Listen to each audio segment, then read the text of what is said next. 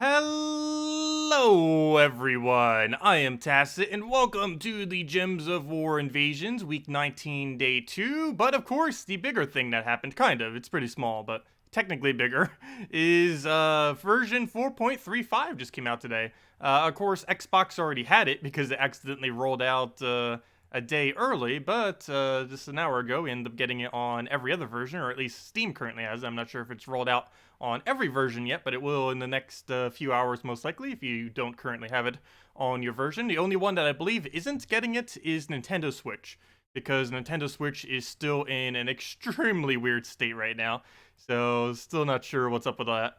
But yeah, we got the version 4.35 on everything else, so let's go over that real briefly. If you want to read over the entire thing, it's in the description below as well. But oh, also let me go take my tribute. It's flashing. Gotta grab that, and there we go. But yeah, it's a really small patch. This is obviously just the in-between patch between the next one and, or, you know, between 4.3 and 4.4. But we did get one pretty nice feature, which most of them I'll just be showing in the game itself because it'll be easier. So this one will be one of those. But basically, we got a feature that now allows us in the battle to be able to see the enemy's resources as well as all the other really useful info on one single screen. All this info used to not really be that accessible, particularly the amount of gold keys, the amount of kills, and being able to see the enemy's amount. But now we'll be able to, and I'll be going over that in a moment. The other big kind of thing is they basically rehauled the settings menu.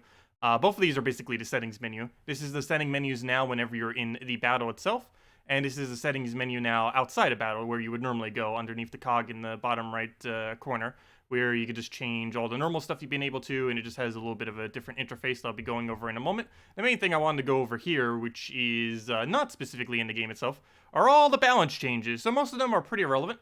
But first, ssaszix, that really weird one that I have no clue how to pronounce, and I'm pretty sure almost no one knows how to pronounce. Spell damage upgraded on the lower end of its amount. Before, only the top end used to increase, but now both the lower and the top end increases.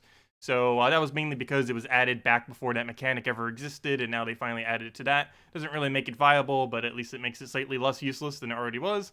Ice Troll spell now creates a mix of blue and browns onto board, based on the current number of blue and brown gems. I didn't actually look to see exactly how that pans out now, but no longer does it just simply double them, apparently. So we'll see how that pans out. Naga Queen, let's see, made changes to the Naga Queen that was very similar to Tapon. They shared mana colors. Yeah, that was the biggest issue with Naga Queen earlier. Basically, ever since Tapon was added to the game, their Naga Queen became useless because you would just always use Tapon instead. There was no point in actually specifically using her, other than the fact that it gave a little bit of HP, but compared to having Empowered, you would obviously take the Empowered option. But the mana colors changed to blue-green to green-brown. That's interesting. Though, wouldn't that make it have even more conflict now, since Tapon denies brown? So that's going to be weird. That makes it even weirder. But now it converts yellow gems to red. Instead of converting brown to red, it now converts yellow to red. And now it uses green-brown. That's a little bit of a weird change. I don't think that's actually going to make Naga Queen useful, unfortunately. Especially since green-browns already have some HP healing stuff. So, yeah, it's going to be a pretty irrelevant change, I believe. Royal Engineer now gains armor based on magic. Before, it used to just do a static 5 magic.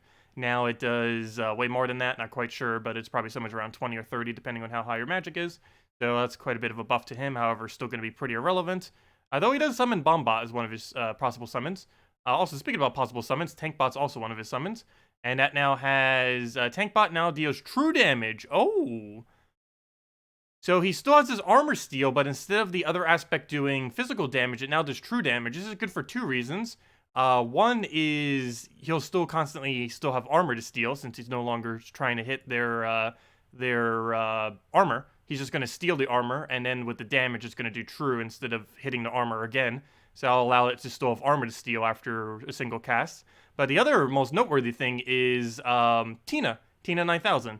Since now both of them do true damage, they'll be able to be synergized a little bit better together. So that'll be pretty nice. I don't think it's actually going to be used, since there's better brown reds that you would use on that team if you needed to feed Tina, especially since there would be mana conflict there anyways. But still, at least a little bit more synergy there. It's one of like it's kind of weird. Adana has one of the lowest amount of synergy within its own kingdom. It's kind of strange, given that it's mostly almost every mech in the game is there, yet somehow it's still underwhelming. Wolfgear got a pretty interesting buff, though still probably going to be irrelevant. However, this could potentially make War Gears decent in the future. Who knows? Maybe there is something now that would end up be decent with it. But basically, the change that they made to him is he now gains 2 attack and magic every single time he does an extra turn. This is changed from the previous ability that used to be all War Gears gain 5 attack and 5 magic at the start of battle. So you're initially going to